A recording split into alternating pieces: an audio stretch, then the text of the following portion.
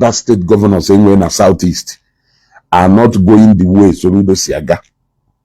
You want to go? I don't understand. If it patalo na other governors anywhere in the southeast, why are they not going the way Soludo Naga? Are they not seeing that that is the way? Did you see how sanity is being returned to an Igbo baye? You want to go?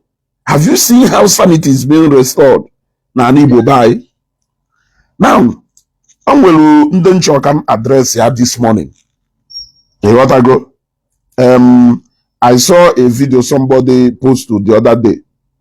Wherefore, somebody took a J-Park in a video reminding Obi Cubana na akwa ọkụkọ wunyawo address ndoba we ruo echi niile na onwe onye ọzọ wo ya wunata address ndoba na akwa ọkụkọ wo address ndoba nwe se J-Park and the likes of you ifele mewukwu unu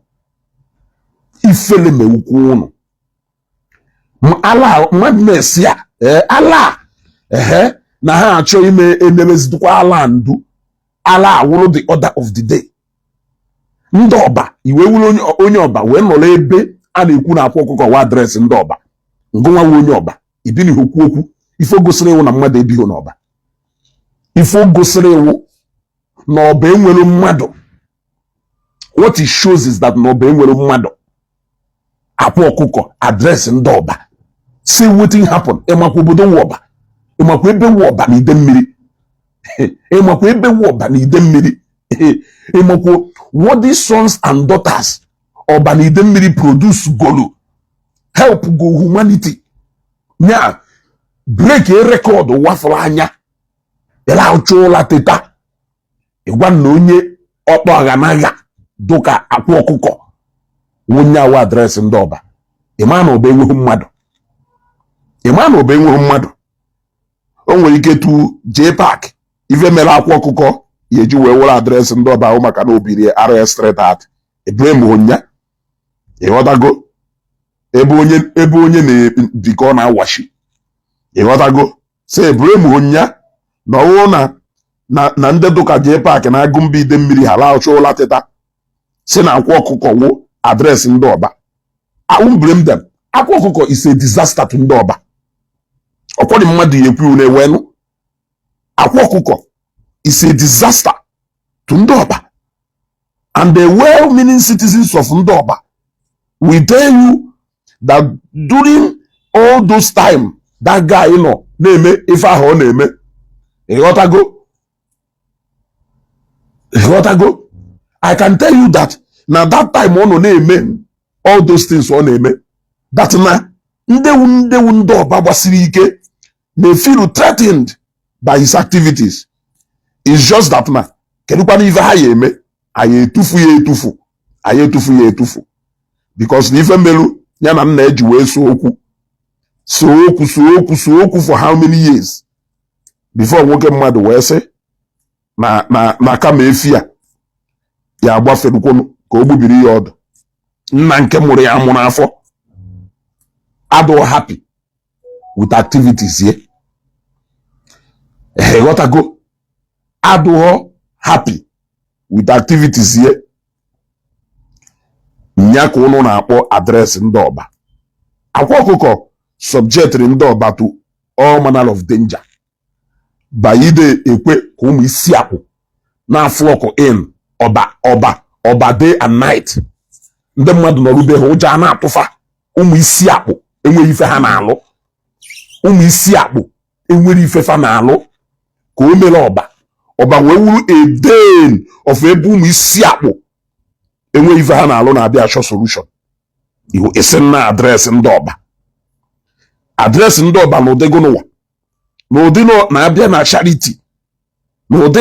charity n'omelulu kwọta of ife asamma na ọba ha melu ife onye ka ibe agwa ha melu. Ana m ajụ ajụjụ ka ọnụ ọlụlụ họteelụ ụbọchị a họteelụ wuli họteelụ eji wee mara ọba mgbe ahụ Uneri Newton họteelụ hotel onye ka ibe agwa oju na-eme ọgọ before akwa akpatara ego wego onye ka ibe agwa azabana oju na-eme ọgọ ịghọta ife na agwa before akwa ewuru the first 500,000 dụkọsịrị ọnụ dash ya mmadụ n'ụwa onye ka ibe agwa Nelly's Hotel Ọba azabana oju na-eme ọgọ n'Ọba. It is an insult na ndị dụka asa mma ibiza ha ya nọcha ụna asị na-akwụ ọkụkọ wo adreesị ndị Ọba. Now let us talk about address ndị Ọba and the moral implication ọ na-enye when you mention that na onye awụ adreesị ndị Ọba ngụnwa onye Ọba ihe alaiki ka ọwụla karakta akwa ihe alaiki ka ọwụ karakta akwa ka eji amazi ndị Ọba ngụnwa onye Ọba ka nna ajụ ngụnwa onye Ọba n'ide mmiri oke nya wụrụ na ihe onye Ọba na iwu onye Umuchu ọ na iwu onye Nnewi ewee bata na Nnewi ewee sị ya na akwụ ọkụkọ onye awụ adreesị ndị Nnewi nya ihe alaiki ka karakta akwụ ọkụkọ wụ karakta anyị eji amazi ndị Nnewi ihe alaiki ka karakta akwụ ọkụkọ wụrụ njirimara ndị Nnewi. Sometimes ụfọdụ n'ime ụnụ na-akọtuo because no na-eme ọpụta owelu bundle of 50,000 or bundle of 100,000 ego dị na boot olodu ego na akpa loducha ego na akpa oburudo na G-Wagon buru na-akpagharị ọwụnye awụ onye izizi gbarụ G-Wagon n'Ọba maka jee paaki wee mee ha kwa ọsụ G-Wagon na-ana ehu ya anya ọkụ na-ana emegono ndị ọbụla wee ụnọ onye ka akwa wụ n'Ọba akwa is a nobody when you come to Ọba. In fact, I can tell you that if any feel no achieve no wa through dubious means ya o ji wee achieve ya feni ni flo achieve no wa eluho ebe mgbakwasara ọkpa ụfọdụ ndị n'Ọba and ịchọ ikweta na akwa is a very bad example to the youth of Ọba. It's a very bad example to the youth nọ n'Ọba. Chineke ekwekwuna ka ewere onye dụka akwa wee mazi obodo Chineke ekwekwuna ka ewere onye dụka akwa wee mazi obodo. Yes, anyị akọwahụrụ gị like this ya ghọta. Encouraging the youth to be lazy, encouraging laziness among the youth. Look at the number of port ebutere na nke akwa ebutere opekata mpe over 1,500 port from nke akwa, signifying 1,500 billionaires or millionaires, right? Kelebe fano mana enwere ndị Ọba gbasiri ike mentogoro raise up more than 100 people battle real money afụla anya. Yes, they even went as far as iji akwa jena compare Obi Cubana ezu Mokolobia chairman Cubana group when it comes to legacy kelebolu hanab, when it comes to mentorship kelebolu hanab, when it comes to even philanthropy eji when ebuni kelebolu hanab, when it comes to imogo, when it comes to imelo obodo ife kelebolu hanab, kenife akwa megolo obodo Ọba in general, kenife akwa medanalo ndị Ọba in general. This is etu men women yesi we no n'ụlọ ụmụazị apụta bịa na-echange the narrative. Iwolu ndị na encourage hard work iwoluzie ha bịa na compare onye nala ụmụ okorobịa n'iyi a na-ebunye ike. Governor Soludo, posterity will forever be fair to you because ịmaghị female ndị Anambra State naanị Chukwu ya agọzigo. Ịmaghị female ndị Anambra State mana anyị ịma ịghọtago.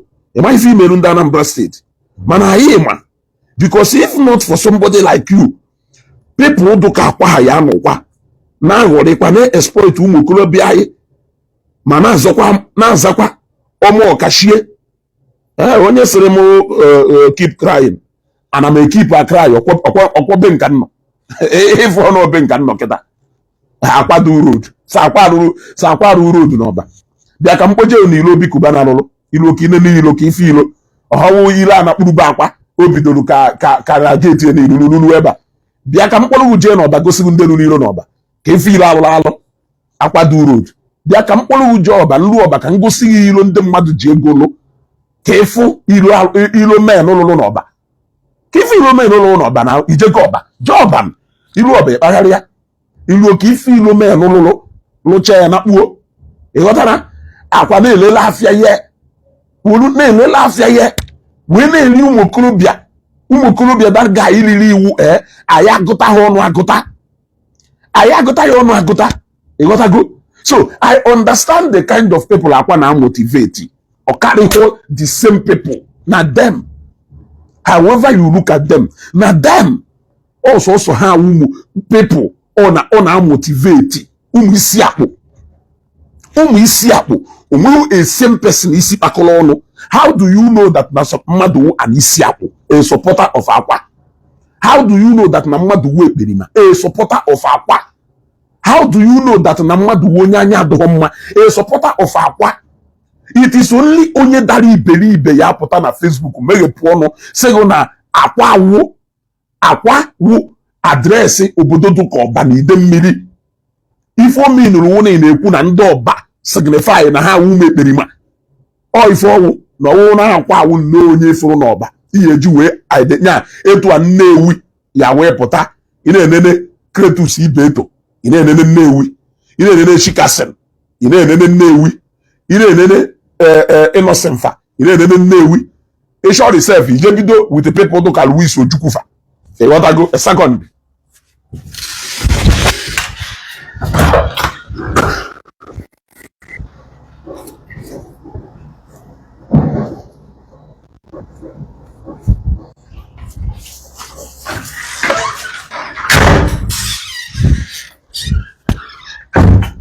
Iwe ọnụ mana onye ọcha ka nwụọ. Ọnụ mana onye ọcha ka nwụọ na any slightest thing hit emebe ma onye ọcha ka nwụọ ha ma na-ebe hit na-adụ. Ọcha onye wee onye na-akpọ m ife akpọzi na nọ broadcast now. Ịghọtago? Etu ahịa wee pụta na Nnewi onye na-akpọ m ife akpọzi na nọ program. Ịghọtago? Ịghọta ife na-ekwu? Etu ahịa wee pụta kpọ Nnewi kịta o nwere ndị ama na ha wụ adreesị Nnewi. Ịghọtago? Akpọ Nnewi kịta o nwere ndị ya asị na ha wụ adreesị Nnewi. Ifu na Nnewi nwere ife eji wee mara Nnewi. Ama ndị Nnewi asị ndị na-azụ afịa. Ama ndị Nnewi asị ndị na-agbasi mbọ ike. Ama ndị Nnewi asị ndị na-eme ntọpụ. In fact, Nnewi iwu nnukwu obodo when it comes to industrialization. Ịghọtago? When you talk about ndị Ebonyi State na Nnewi now, ama ndị Ebonyi State asị ndị nwere ọrụ aka. Like ebe na Nnewi kịta, people ka do more crafty. Ịba n'ime machine pass. Ịbagasịa n'ebe niile, a lot of ọrụ aka. Ndị na-arụta ọrụ aka, ndị do crafty na ọrụ aka na Nnewi bụ ndị Ebonyi State. Ịghọtago? Etu a ka esi wee malụgasị obodo kwuru obodo.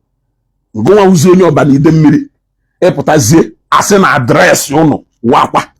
Iya agba n'aka sị ọwụrụ ọgwụ na ọya ele.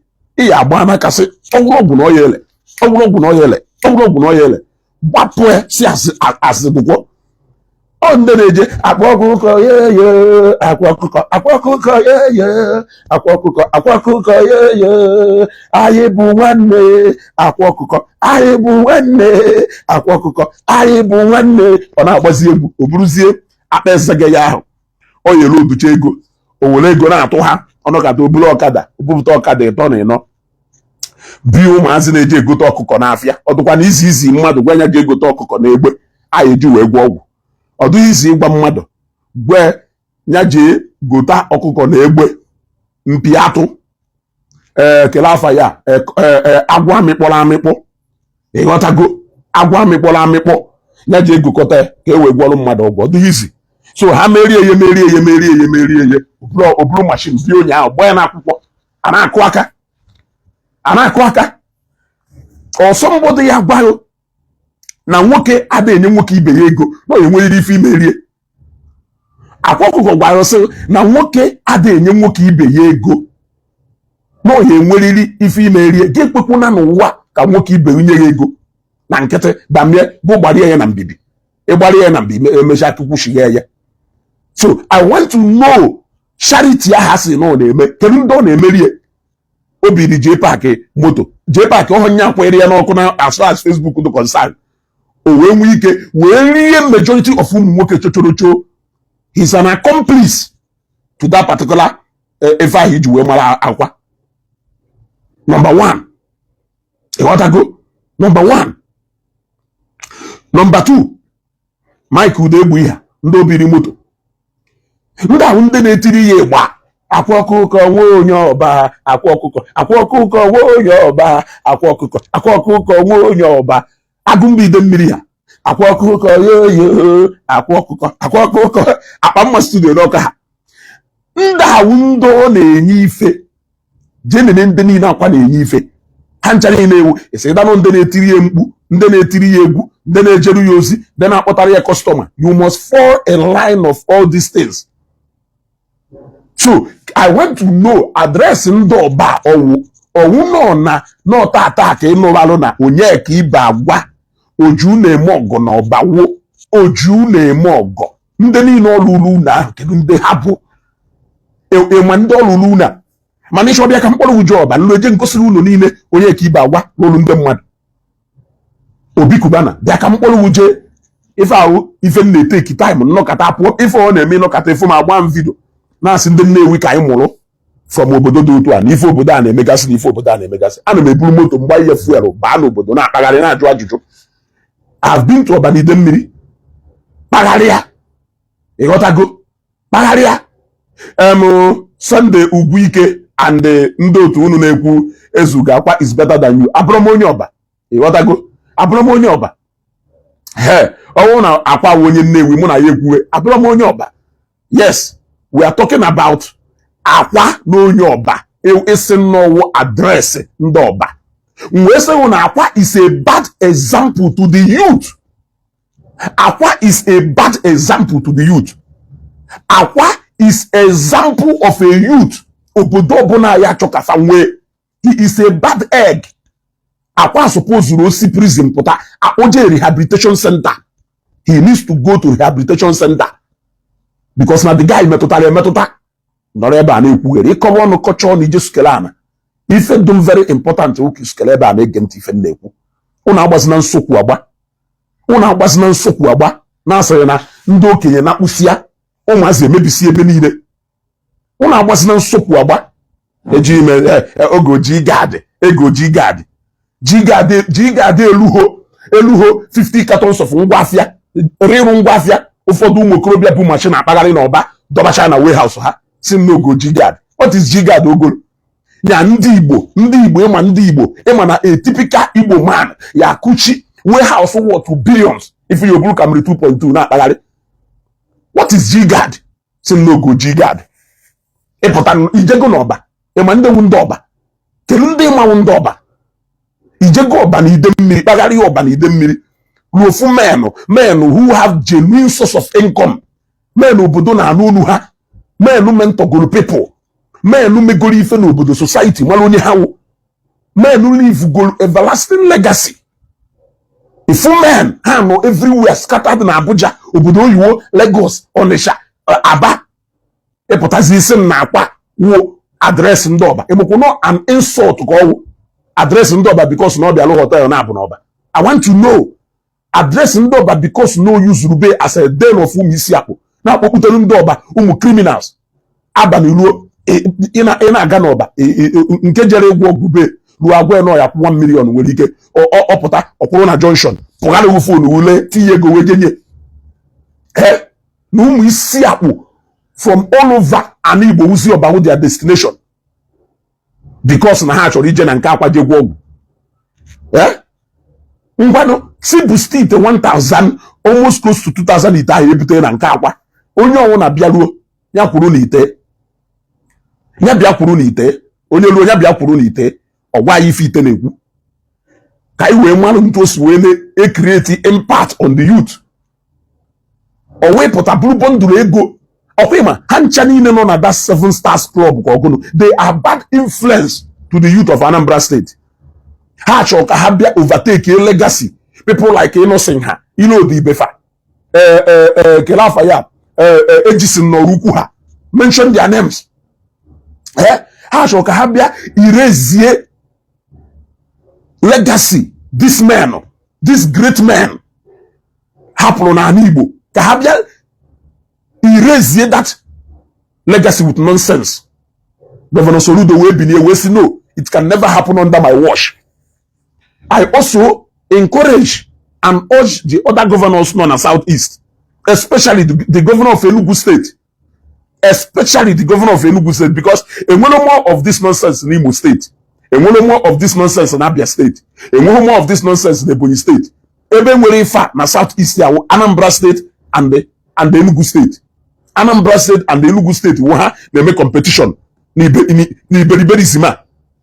Mmadụ one ka ịfụdana dibia one ka ịfụdana na Ebonyi State kama onye anọ na Ebonyi State wee ala osi Ebonyi bịa Anambra ma o jee Enugu or cross or Delta State kama onye anọ na n'Imo State wee ala ọ bịa Anambra ma o jee Efa or cross or Asaba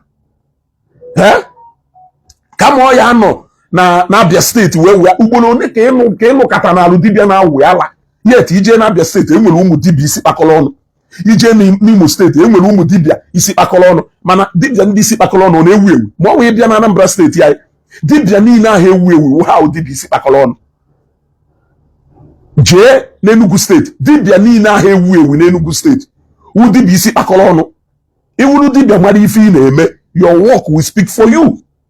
Yes, ọ maka na kirikiri ụmụazị ịma na ebe na 2010 na ha ka na-awụ ahụ n'afọ gbapụtalụ ụfọdụ buru laptọpụ ba street ụfọdụ jekwa ugwu ụlọ were akwa red gechisịa ya bupụta another format wee na-eri ụmụ okorobịa anyị chochorocho ịpụtazi esi na akwa ọkụkọ wa adreesị ndị ọba ka nnukwu ya n'ọnụ onye ọzọ ka mara adreesị ndị ọwụ amamife ndị ọba eji bụ ochi issue statement mmadụ anwụzikwara anwa that nonsense ụnọ ka tụrụ ekweru ka e were akwa na-amasị bonu nya onye si nnọọ ife dụka Abuja wee na Ikenna Augustine onye ma why you no go na akwa ọ dị very instrumental at ọrụ ị na-alụ so you must know him. Ha na-ekwu maka ahụ ịghọtago you must know him. After all, oje chakwa pụtakwa ọfụkọkwara ụlọ ite ụlọ you must know him. Ha na-ekwu maka ahụ ịghọtago ị na-asị m na akwa wilo onye ohi ọhụzi deri ka ọ ya ama o nwere ife onye ohi ji ịmụ ịnọsị na-eme ịnọsị na ọ na-ezu ohi o nwere biznes jikọrọgo na ịnọsị na ọlesi na ya chi ije zuru ya ohi ezuru so onye ohi will always draw his inspiration from deri nwa amama ọ deri ka ya amụta nwa ife n'aka onwe ife ya amụtara ifọmo ndị dụka PO ugbu awa ọ ndị na-azụ afịa ya daf those people as mentors so ite niile ahụ dị na nke akwa ọha mmadụ nwee adreesị ndị iberibe na ịgwachakwa adreesị ndị iberibe a na-ekwugheri so isi na akwa we know isi na akwa you know it tells the kind of person you are. It tells your character. It tells what you do for a living. For you to say that na akwa ka ịma na ọba o gosiri ụdị mmadụ ewu ịghọtago o gosiri ụdị mmadụ ewu nekwa agụ mba ide mmiri nekwa agụ mba ide mmiri ndị na-ebugharị akwa akpa ụnafụ bụ ụdị ife ụnafụ bụ ife. It will come to a time when another governor will come against this devilish egwu unu na-agụ aha inspire anything na ala Igbo unu pụta na na-agụ egwu na-celebrate iberiberism isi na Chukwu nye gift igwu egwu a na-enyere ndị ụka daalụghị nne agụ mbido mmiri ụmụ nọnsensị egwu unu na-agụ jee nụ chekie eziokwu na Ọsadebe ha tụrụ ndị mmadụ afa Ọsadebe fa tụrụ ndị mmadụ afa mana jee chekie majority of all those people Ọsadebe ha tụrụ afa many of them wunde nyere anyị tiri anyị Igbo na road map ebe anyị Igbo nọ today. Ọwụ na Ọsadebe tuo Chief Augustine ndị Ilodibe ekene ndị ụwa chairman ekene Dirichukwu transport na Nnewi. Then you can imagine the effect and impact of Ekene Dirichukwu to transport sector Nigeria. Economic impact of Ekene Dirichukwu na anyị Igbo in general. Legacy of Ekene Dirichukwu na anyị Igbo in general. Chief Izuchukwu Obajaka chairman Izuchukwu transport na Nnewi. jene na afa ndị niile ha na-akpọ n'egwu denu agụọlụ ụmụ egwu duka na-agụ ayafụlọzi agụ telling you about eze na-aghọrị ndị ọ na-achị egwu ha niile nwee meaning ndị tụkawa agụ mba ide mmiri oide celebrate criminality na egwu oide celebrate criminality na egwu ịpụta isi nne bụ crafty. You are gifted to come and deceive our youth. Look at how people, somebody like you, help to celebrate Akwa. Akwa is a typical of a boy you will not want your son to be.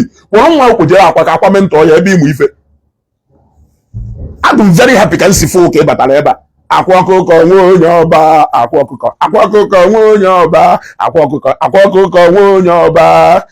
Akwa bụ nwanne m, akwa ọkụkọ. Akwa bụ nwanne m, akwa ọkụkọ. Akwa bụ nwanne m. Ana-agụ ifo. Let's celebrate nonsense. Yeah? Let's celebrate nonsense. Ndị niile nọ na-akpụ n'egwu ndị nwere nya majority ka ngara ikwu majority of ndị nọ na-akpụ n'egwu. Ngụnwawo agụmbi ide mmiri wu onye ide mmiri meghepụ ọnụ. Ị na-ekwu na akwa ọkụkọ wa adreesị ndị ọba ngụnwa bụ onye ide mmiri si wepụgodoli any other thing n'afọ akwa ngụnwa bụ agụmbi ide mmiri onye ide mmiri pụta isi anyị na akwa ọkụkọ wa adreesị ndị ọba ụmụkwụ nọ ana ndị ọba sọpozuru asọmụnụ na palasi igwe ọba adaghị ha efitem na ọwụ n'iso na ndị na-sponsor nonsense narrative a adaghị efu ha efitem iji personal business ị na-eme iji personal business ị na-eme and personal entitlement ị na-enweta n'aka akwa were chọka bịara obi shie the entire integrity of ndị ọba a na-ekwu ha ncha niile ọwụrụ okwu and ịgbana n'ọsọ bịa debe m kọmentị ya agụ mbido mmiri gụ na chụ come back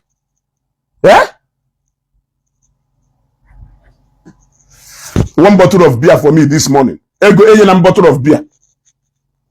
Onwe ji bottle of beer eme. Ọba. Mgbe asa mma na ọba ha kere ike n'ụdị nke ha. Ebe ka akwa nọ. Mgbe asa mma na ọba ha kere ike n'ụdị nke ha. Mgbe asa mma na ọba ha kere ike n'ụdị nke ha. N'ụdị nke ha kwa amamife nji wee sị n'ụdị nke ha. Mgbe ha kere ike n'ụdị nke ha. Aha one ka akwa dụ. Gụnụ ka akwa na-eme. Kere ife akwa na-emeni the first day onye ka wibe agwa lelu first foundation of that Neris hotel ọba gụnụ ka akwa na-eme who is akwa then mmadụ ya ejipụtasị m na akwa ọkụkọ onye awụ adreesị ndị ọba you can say anything ị chọrọ ikwu but don't insult the entire people of ọba by saying na akwa ọkụkọ wụ their address iwere ụdị ife akparịa Nnewi mụnwa wezugo ya eburu ya bupụta ya. He's a bad influence to ọba ife akwa ji wee shine owe ife aka na-ekwu it is something that is supposed to be kept in the secret. Ịghọtago ife akwa na-eme is something that is supposed to be kept in the secret. Ọ bụrụ ife anyị ewepụta n'ife a na-alụ ọjọbọ ndị na-alụ ọjọbọ ka nkụ mana ihe ada abịa na-alụ ọjọbọ institutionalize ọjọbọ awụrụzie something ya ada eme. Let me give you an example. Nna nwere ike na-ezu ohi zute ego n'ohi do successful n'ohi ọ na-ezu mana onye ekwenata ka ụmụ ya marụ na ọ na-ezu ohi ema reason onye ejikwe ka ụmụ ya marụ na ọ na-ezu ohi the reason onye ejikwe ka ụmụ ya marụ na ọ na-ezu ohi wu because ọ ya like ka ụmụ ya emulate ohi ahụ ọ na-ezu ọ ma na ohi ahụ adịghị mma mana o nwere ike ọ chọọ ka o were onwe pay that price ka future ụmụ ya wee do bright but what he will not want is to motivate ụmụ ya ka ụmụ ya bịa wụrụ part of ohi ahụ ọ na-ezu because no mgbe ife ọ na-pass through he knows the risk he is subjecting himself to.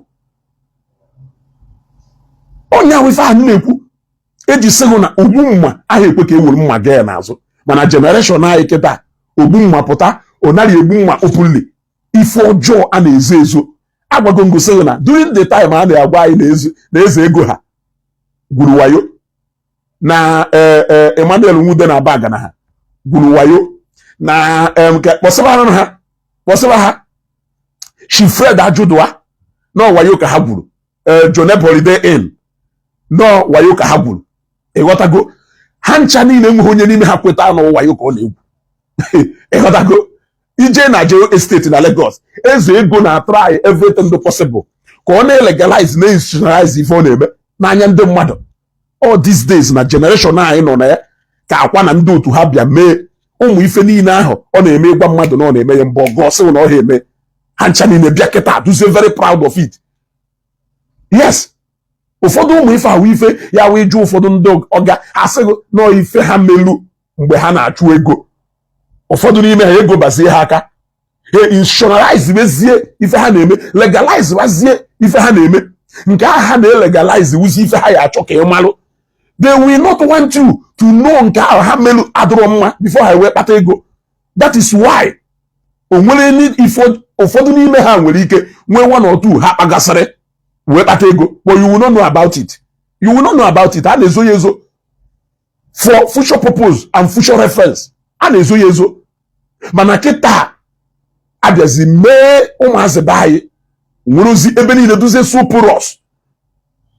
O nwerozi onye na-adụ proud of doing good things, onye ọ na-adụzi proud of ime ife ọjọọ. Ife niile ahụ and onya ka ihe eji wee ma generation anyị nọ na ịgacha the next generation na-abịa anyị ada bụ anụ mmadụ na-amị ya kasu ya n'ọkụ, onye pụta ọsị ha daalụkwo na oji si na ike. That is where we are going now. That is where we are going now. Because how else? Tell me, who are those people? Somebody do ka akwa ọkụkọ na motivate. Okite niile ha na-abịa gwobe ke ndị na-abịa gwo okite ahụ. Igbo bụ isi atụ niile ahụ ọ na-agwọ ke ndị na-abịa gwo ya. How many businessmen from Nnewi, how many businessmen from Lagos na-abịa gwo ya? Anyị makwa ndị na-patronize ya. Anyị makwa ndị na-patronize ya. Ngwa na-eje patronize ya asịokwu ndị eme n'ife ị na-eme, mana ife na-agwa gị eme na ihe ka ọ dụ ka norm and tradition. Don't make it to look like it is a normal thing. Emalo nke na-eme n'azụ, emalo ife ọjọọ na-eme n'azụ, ife ọ na-emewe ife ọjọọ. It should be ife dị n'azụ. Onyawo skeleton ahụ a na-ekwu inwelu na your cupboard.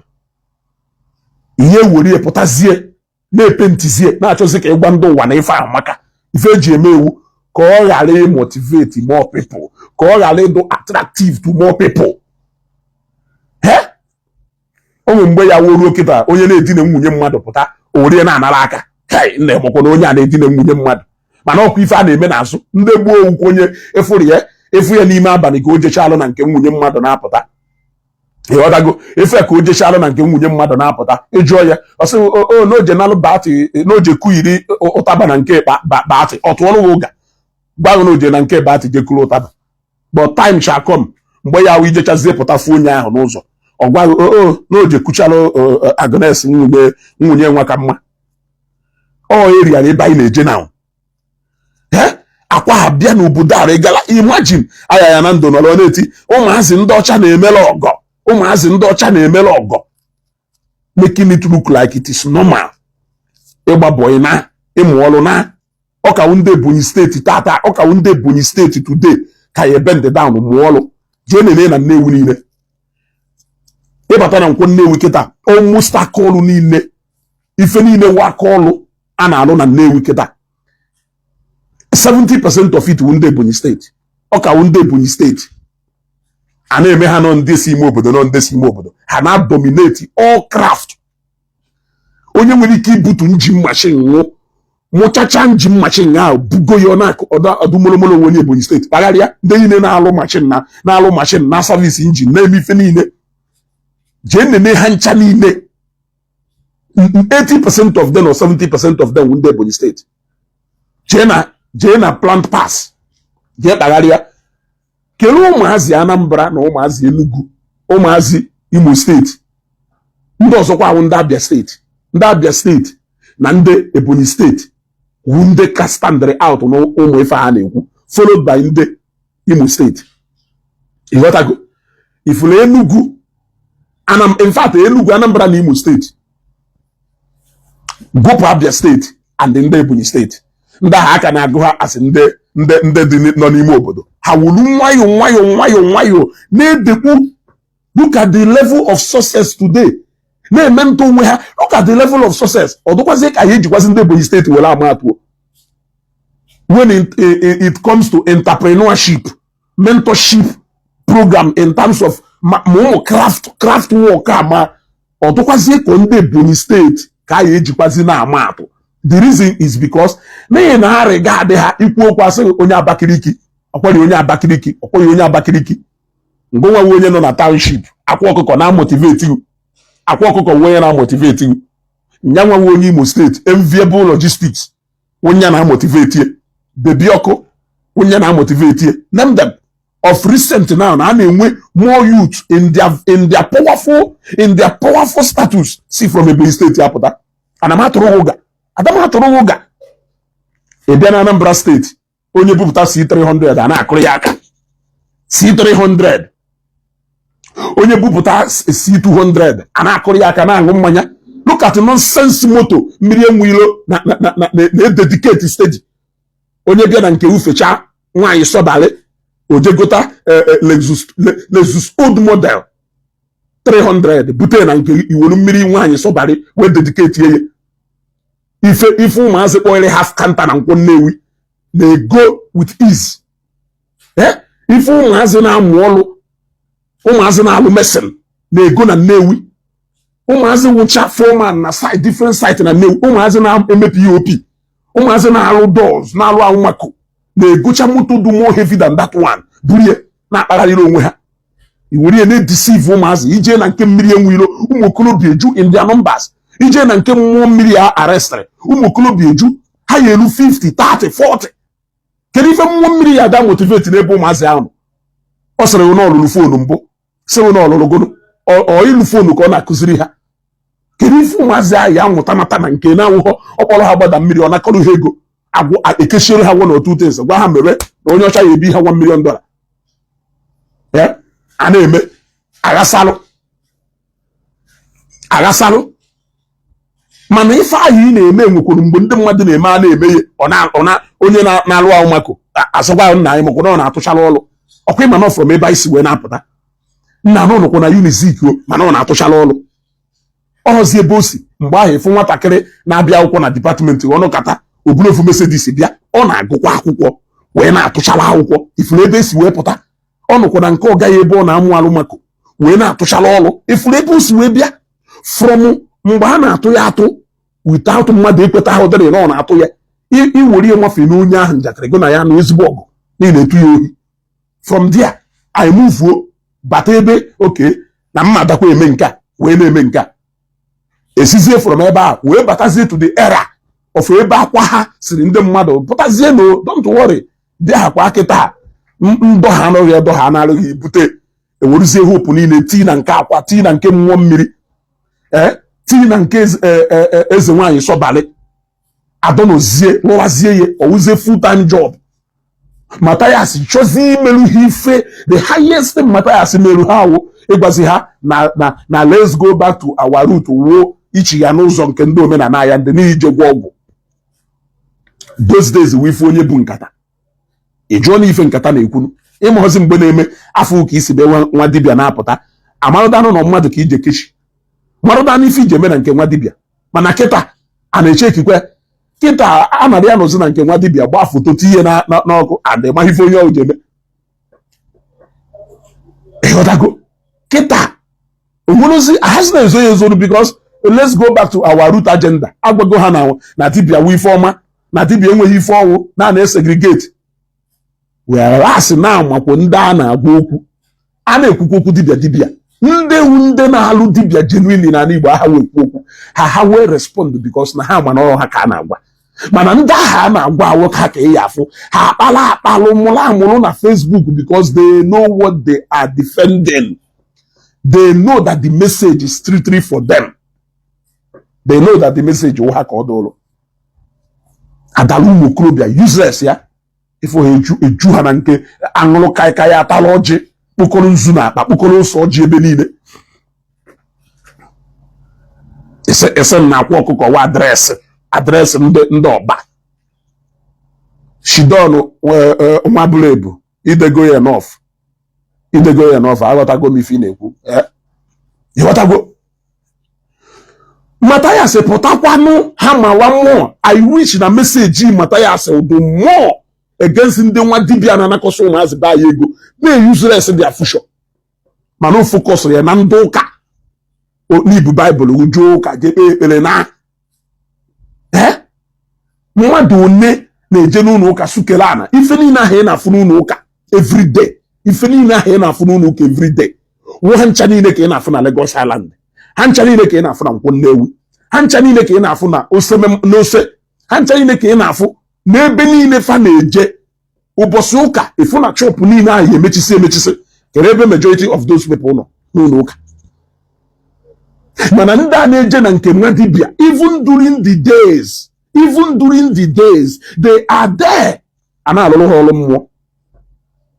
If you want to preach about omenana, you should focus on those people. Onwelu nde melu eji ato nwa dibia egwu. Onwelu nde melu nwa dibia dowara gbo and the dibia bụla aji ife. Mana onwelu nde wutalo bad name to that dibiaship. Batara na ekwu na mmadụ dibia today. Ndị mmadụ ana agba ọsọ. Agbafusia from ebe on. Is supposed to focus on those people because no ha wunde ne wota ajafa. Or ha wunde ne ordinana he na choke market or do evil and devilish. You should focus on those people. Clean up your house first before you come out. Ejike makayo kanji agwage fa. Ana esi n'uno doro mma wepu wa na ama. Ohobegu n'unyi ogu na ogere ga jube. Ha ga ben ha no ga ben. Epota na ile bia ku okwu. Ademeyeme. So Matthias should know that. Now let's go back to the root agenda. No umu kolobia niile sonye ekuye unde customer and client akwa na ndo to ha. He should know. He should know. And that is why oji agbahala because na ha feel no. Na Matthias na enyelu ha aka we na conceal. Party hanaga. So I would have preferred no na hama on nde dibia more than unto se hama on ndoka. Yes, I have my reasons.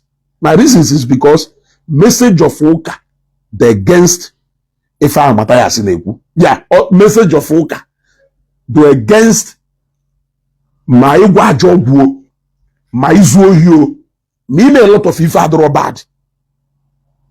Come on, with some element. Ndenonoka. Na bobata aja na ogre ya n'ime mana ordinana we feel needed hammer more. In fact, develop an act of preaching gospel. Now that it should not always be oka this, oka that, oka this, oka that, oka this, oka that, oka this, oka that. Ine nde iji message no oka do bad because na ha man oka do clearly against if ha na-eme ha na celebrate she no ha wundi na ekwuri ife. In other words, ha duzie so open if ha na-eme because na ha mana emege ko do openly acceptable to people. So Matthias should therefore come after those devilish people who are hiding under the cover of Omenana to be committing evil. That is where he needs 70% of his energy on. So that he can be able to make it clear, over clear. Can them umokolobia ya Omenana na apu. Okulobi, malona. Niife ordinary Igbo. Let us leave about Omenana. Because we are not talking about Omenana here.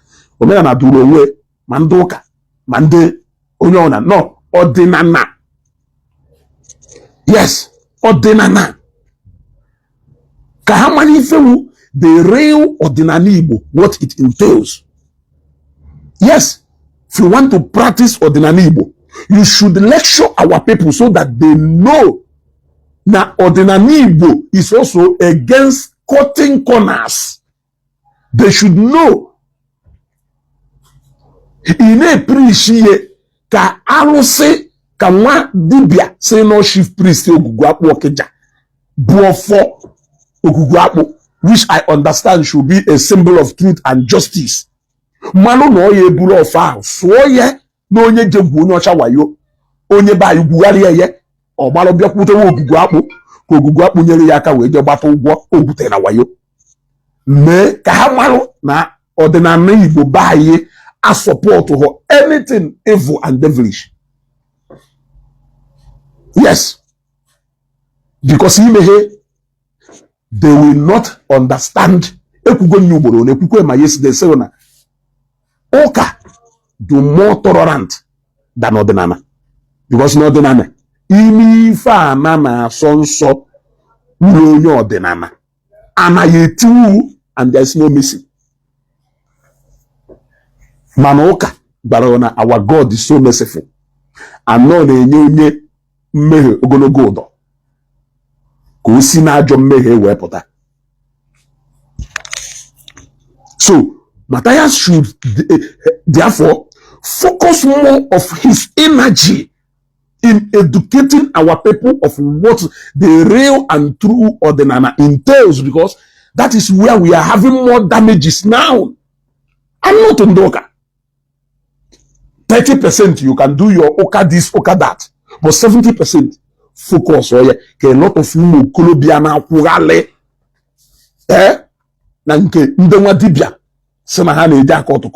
It is now becoming a norm and tradition. Hadiri ke ya funwado 14 years keta oma ifa na atọ ọkụkọ n'anya. Hadiri ke ya funwado 14 years keta oma ifa na atọ ọkụkọ n'anya. And nkedo 14 years na 15 years adwana depressed maka na o nwere ego ejo ya osego na o nwere ego na no chọrọ ibute ike. Nkedo 14 na 15 years agwago no chọrọ ibute ike. A na-enwezi depression now among young youth. Yes, and a depression now among the young youth.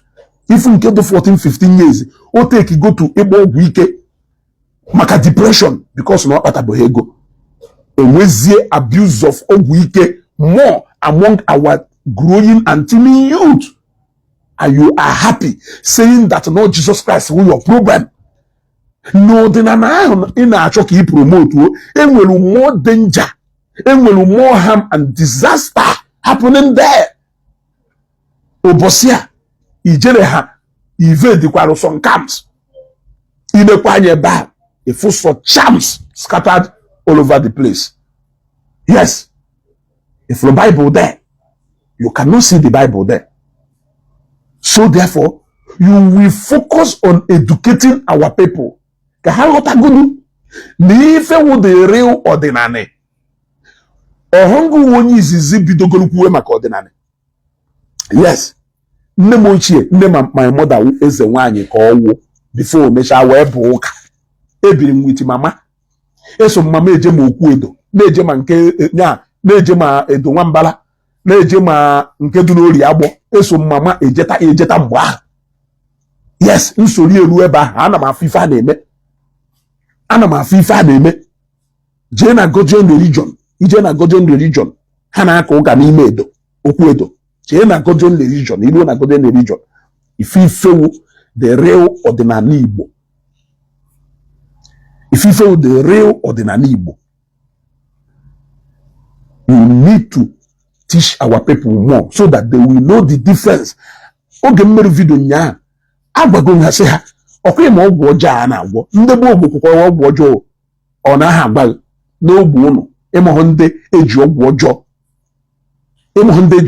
wee mara eji ogwo ọjọọ wee mara na a lot of people mgbe do na asịrị na onye a na ọgwụkwara ogwo ọjọọ ọ ndị ji kekwara ike etu unu si eke ụfọdụ n'ime ha kere ike ahụ ka ọbaji ha wee ju eju ọ ya wa bata ọbaji eju efu ya ụfọdụ n'ime ha jicha mmadụ wee gwọ ọgwụ sef so ka ha wee kere ike a na-ekwukwa maka ha wee ruo tata ife unu na-eme kịta adịwa kwakwara gbogbo.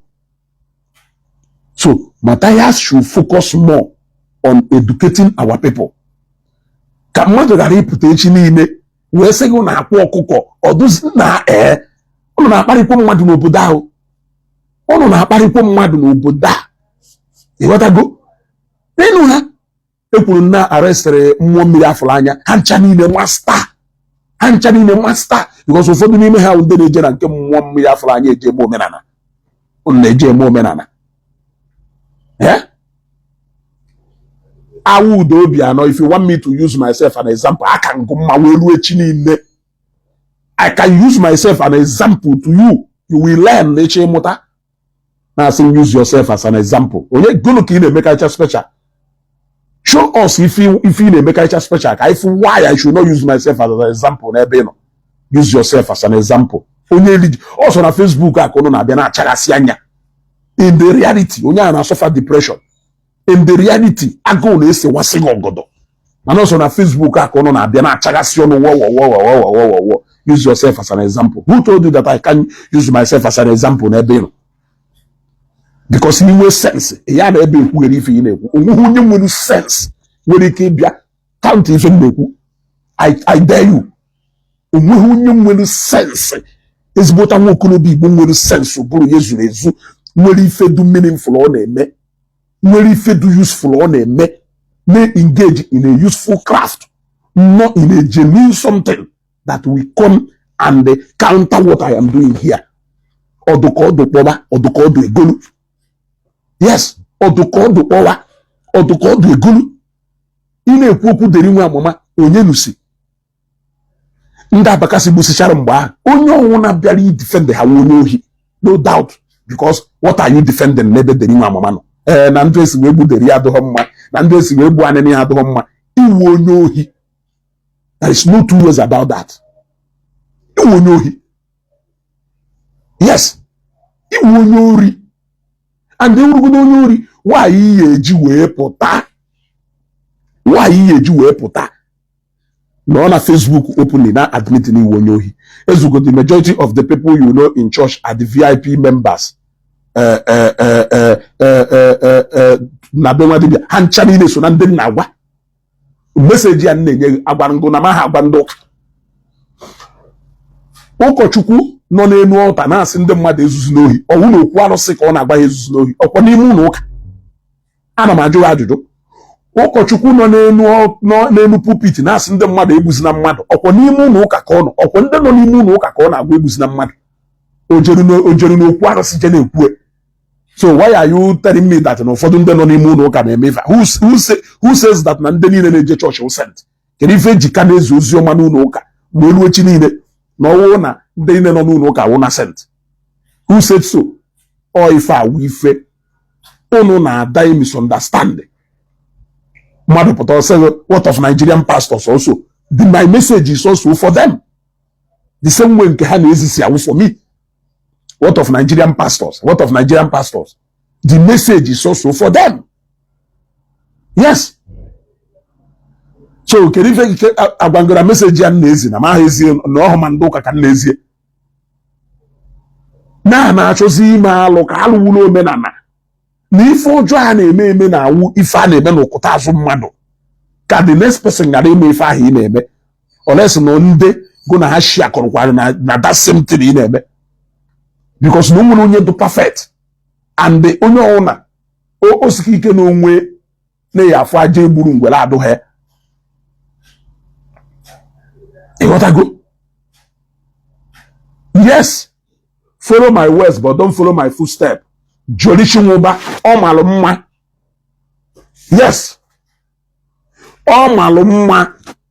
Jolishi Moba, if you put keta, o malumma, because all nyaki jazomo, where's to mado. Follow my words, but don't follow my footstep. Because you will know he, yachoka mwano, zuohi, yasi mwa mezunohi. That is your word to him. Your character only will know he. So follow my words, but don't follow my footsteps. It's more like take the message and leave the messenger. Yes. Or so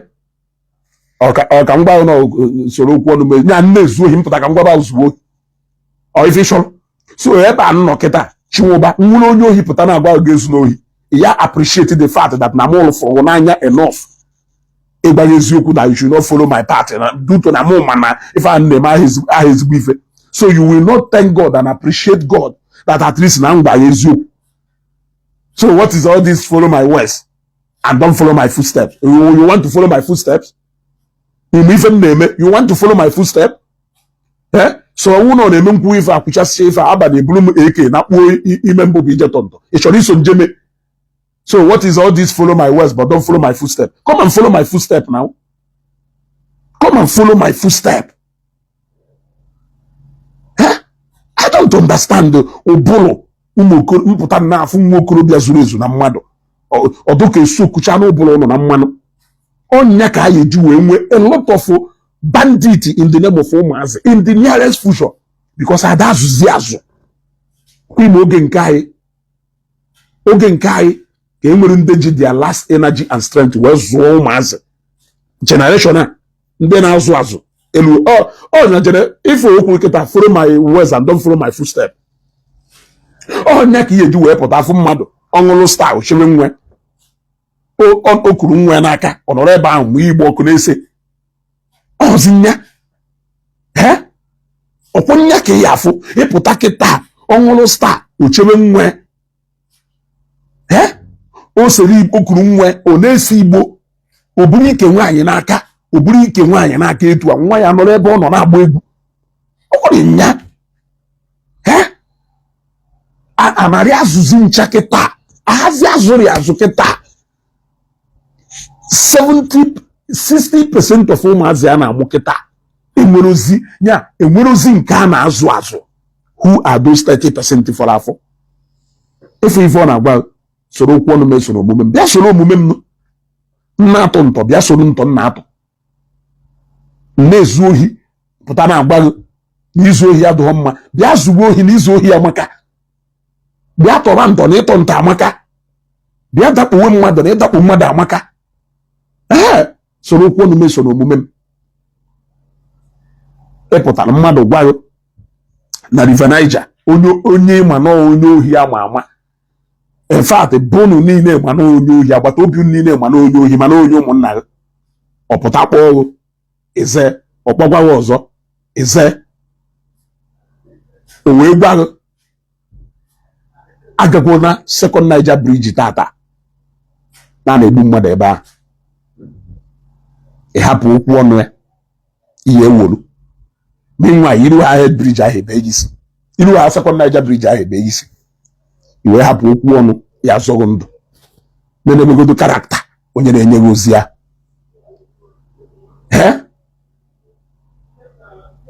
Okay, daalụ Jori Chinwuba, sorry daalụ sorry nwanne m sorry ịghọtago. So adreesị ndị ọba, enough of that mockery to the people of ndị ọba. Ha ma ekwu maka na nchọrọ please anybody, but enough of that mockery to the people of ndị ọba. Enough of that mockery. Ọ na-achị ireduce ọba na ide mmiri to den of ụmụ ekperi mana ndị gono. If not for anything, o risk the life of many people n'ọba ahụ. Ịmakwa ndị na-flock n'ime ọba. Etu a nkwụ Nnewi dọkịta nkwụ Nnewi ndụ na Nnewi. Ife niile na-abịa na nkwụ Nnewi, 70% of them were potential investors. Nnewi beneficiary.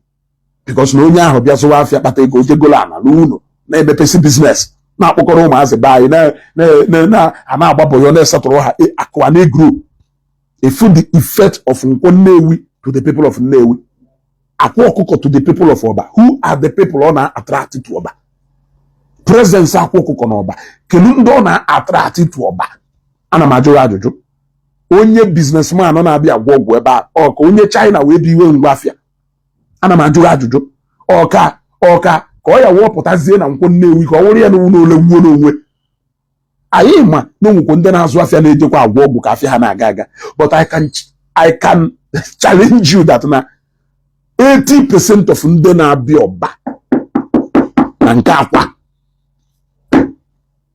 bụ ulterior motive and criminal minded. Therefore, it is subjecting the people of Oba to danger. Ejime alukwuru ha hotel ebe ha ya ba akampụ. Ese na akwa ọkụkọ wa adreesị ndị ọba. Ejime je park si na na-egwu ya anya ọkụ maka na ogo G-Guard. N'elu G-Guard. Mgbe asa mma na ọba gbalụ Homa Jeep, mgbe Homa Jeep na-ewi ọgba ya asamma 1, asamma 2, asamma 3. Asamma 1, asamma 2, asamma 3. Mgbe ọ gbara Homa Jeep, mgbe Homa Jeep na-ewi, mgbe ọwụ ndị dụka Gabra ọsụsa mgbe ọnwụ ndị dụka Louis Katafa na-agba homa jip a ka asa mma gorie bata ndị ọba egbughe bata ndị Anambra State egbughe ya ka m werezie ọba na-ama atụ ka m werezie ọba na-ama atụ ịbata ọba kịta for people who are happening ụnụ na-anụ maka Obi Cubana onye gwa ahụ na Obi Cubana onye awụ ejeche ọgwụ n'ọba onye gwara Obi Cubana ma many people nọ n'ọba ọ ya eji aka na abụ wekwe n'aka and yet they are ụmụ okorobịa and youth nọ within his age bracket ọ pụta o were aka na abụ kwe ha n'aka ịbata na main market Ọnịcha ha nọ there ịbata na building material na Lagos ebe ha nọ here ịbata na trade fair ha nọ there ije na Alaba ha nọ there ije na Lagos Island fa nọ there ije na ụmụ real estate ife anọ na Abuja na ndị otu fa nọ there men ya wọpụtakwa for ha o respect ya ha because no mana nda gboro ife ego na-eri ụlọ pụtazi na achịkọnyọ mmadụ niile ahụ batagoro ọba kpọkọrọ ndị mmadụ pụọ n'ilo impact ya ha ndị akpatakwa ego ndị akpatakwa ego Obi Cubana anọkọtadoro mgbe nwanụ wepụta 300 million ka enye 300 ọba youth 1 million ị na-achọ ịgba na mmadụ 300 a richara ego ahụ ericha n'ọnụ maka apụta na awụ ụzụgharị ọnụ akwa ọkụkọ adreesị ndị ọba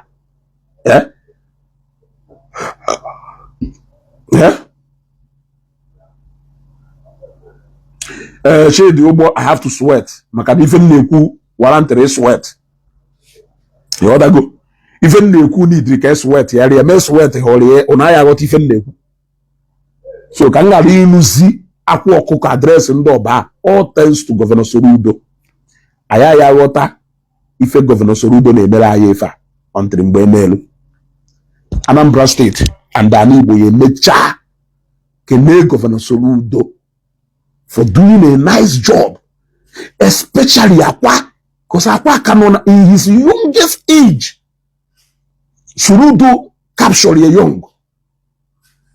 Soludo captured Akwa young. Umurife batara nke Akwa juwedo significant. Hapukene maka onye eze na-eke hiti ha. Hapukene maka ndị ọzọ.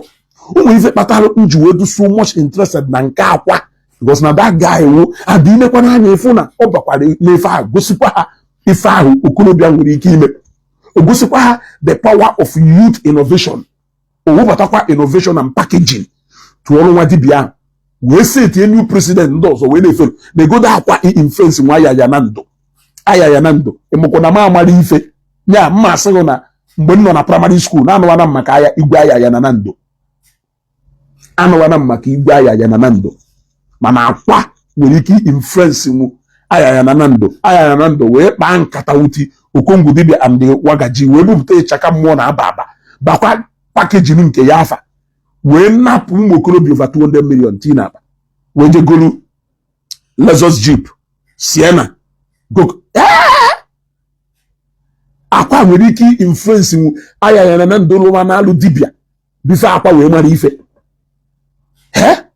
gwa nwa dibịa one nọ na Anambra State nọ na ana Igbo nọ na southeast akwa ọkụkọ influence he became even a bad influence among the dibịa he became a bad influence among the dibịa afọwazie dibịa na another form club ọwụzie ịda agba ego n'elu ọwụzie club ndị na-anya oke moto ọwụzie club ndị na-ebugharị bọndụlụ ego ịghọtago the main agenda of iru dibịa wụrụ ego onye nọ gata owepụta ofu ọgwụ baa ya ibi na bụ ndị Igbo oworie wee kpụkọsịa ọgwụghị benard sef na ọgwụ a na-agwụkọ ya ụmụazị a na-alụ ọrụ at least na agbata obi ụkịta ike enwego ọgaranya 100 mana ọgaranya niile nọkwa na agbata obi gị ụkwa ndị ma mgbe ha jere ụbọyị manụ mgbe ha pụrụ outside manụ 80% of ọgaranya niile nọ na agbata obi gị makwa etu ha si wee jee na wee nọrọ ebe ha nọ today kere ebe ndị niile ahụ adọbaziri ite ahụ nọ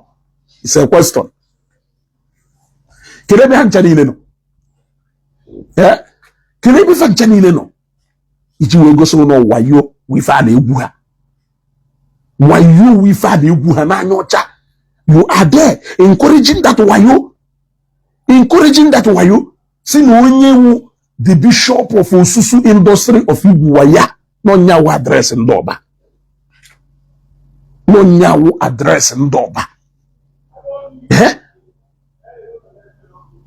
no nyawo address ndoba moko nunu na-ekwu alụ. Hello?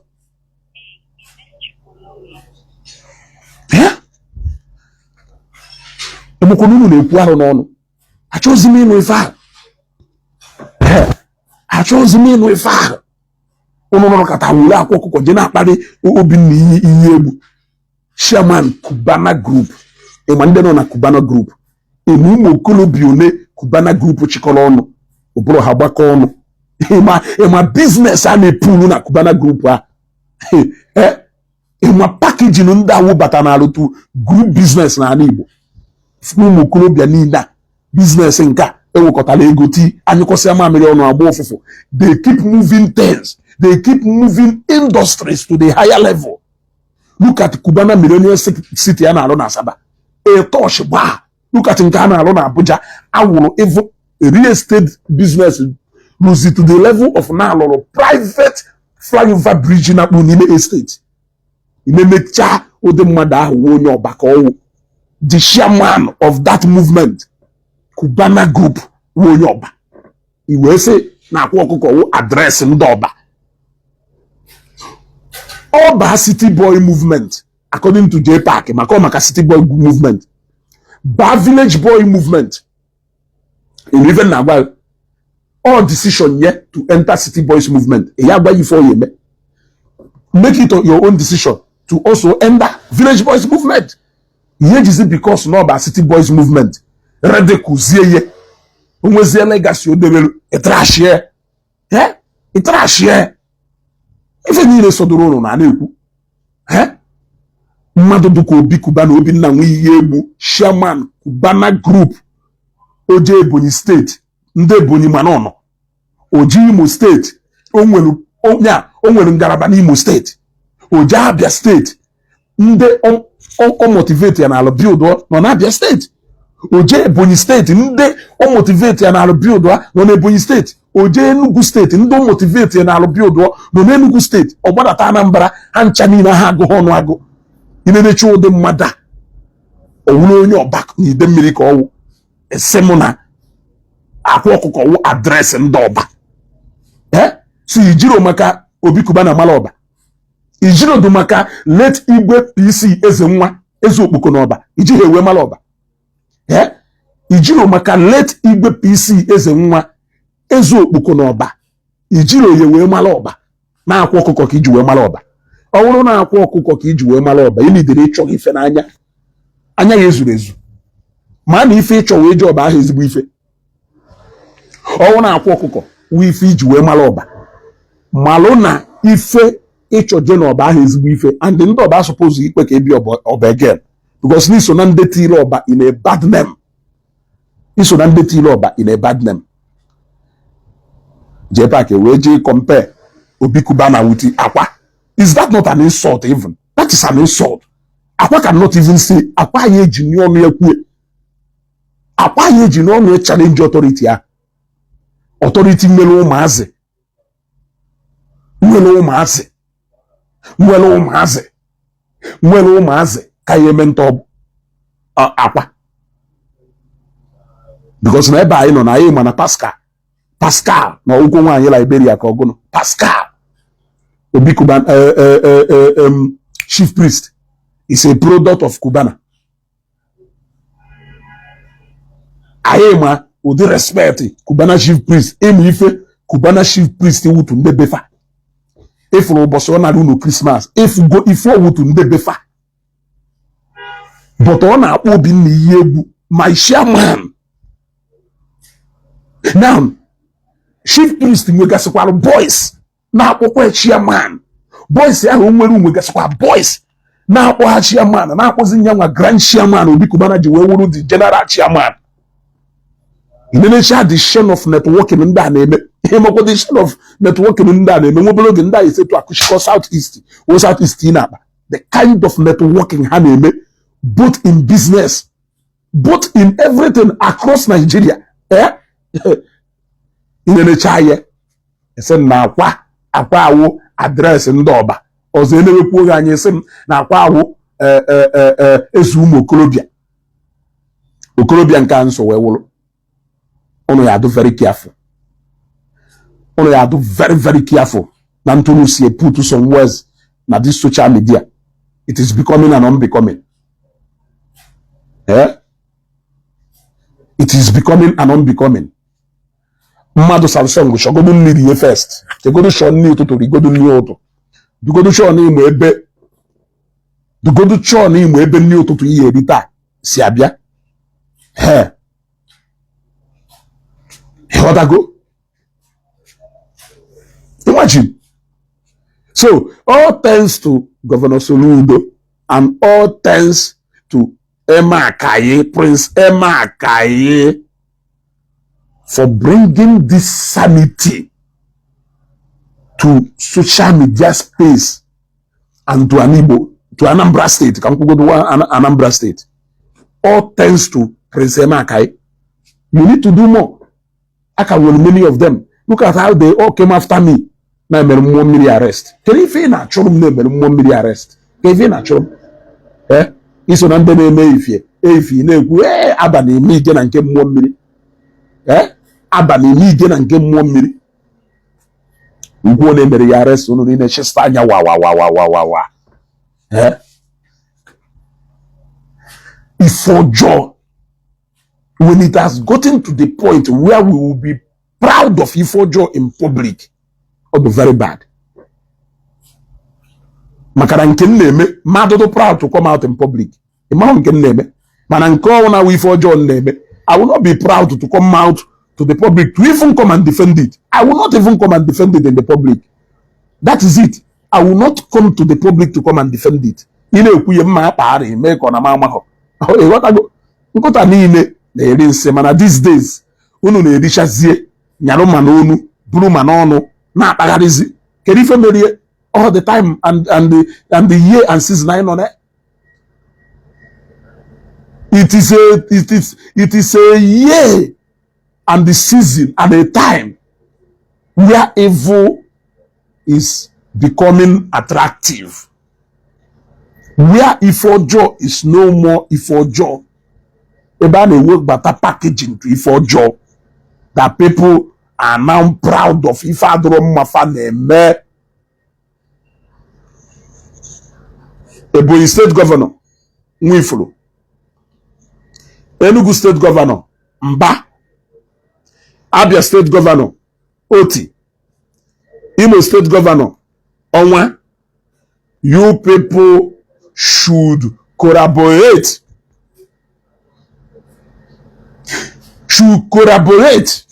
With the governor of Anambra State. Koya wa abata Enugu apia, abata Imo State apia, abata Ebonyi State apia, abata Abia State apia, it is Anambra State ako. They should all run away from Southeast. We don't need them. They should all run away from it. That is why we increasing rate of Ndemwadibia and there's why these days. Are you not seeing them? They are increasing.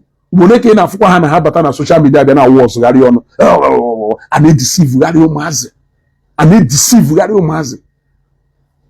Ane deceive gari omaze. Kobo star mala yemma. Oka wezugo. You want to go? Mwanaba. Actually, I wanted to talk about more Miraflanya, but it wasn't time.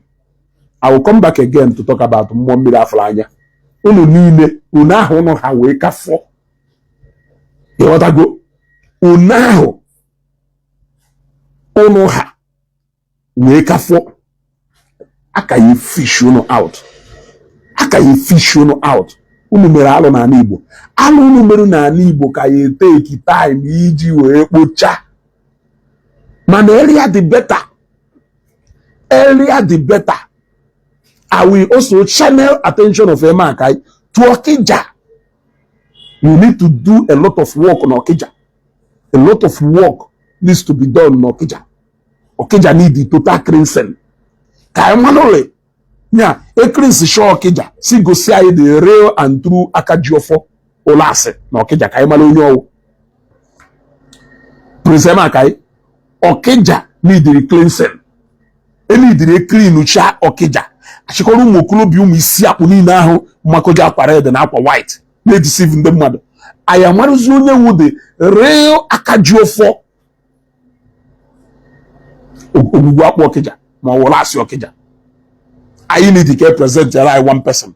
Koya webo na ifuru onye aha ya mano nya wa akajuofo. Isi akpu ndị ọzọ niile na hide under the guise of ogugwu akpu and olasi. We na-eri ndị mmadụ chochorocho eni diri crepe nya ebute ha ncha niile atụ ha n'azụ pick up buda ha ọka elu ebe a ha nọ 2 years before ha bata. Very, very important. An Igbo must be free and be safe from these mischief makers. But I say, you're going to advise. Ichi iwolu, ichi iwona. Mana eju na iye wa advise him. Eburu mu ndenwa dibia niina. Eburu mu akwa ọkụkọ amụma ife amerieta. Eburu mu eke hiti amụma ife amerieta. Mention all their names. Eburu ha amụma ife amerieta. Okongu dibia eburu mu nke multiple times.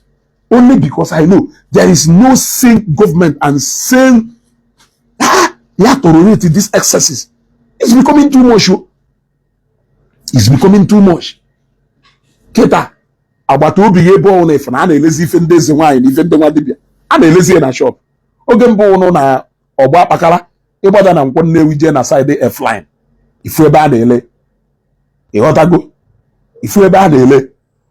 But these days, ime ha gate go pụtaga ifu shop ebe a na-ele akwa red na-ele ma ọkpa ma ibu ife ji achụ aja ma ife niile. It is becoming a nwobologe kite emepe supermarket ebe a ya ada ele isi atụ mpi atụ ọdụ efi kọbụla amịkpọrọ amịkpọ.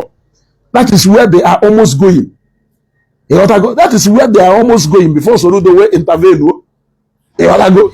Before Soludo will intervene. Ebe fa na-eje.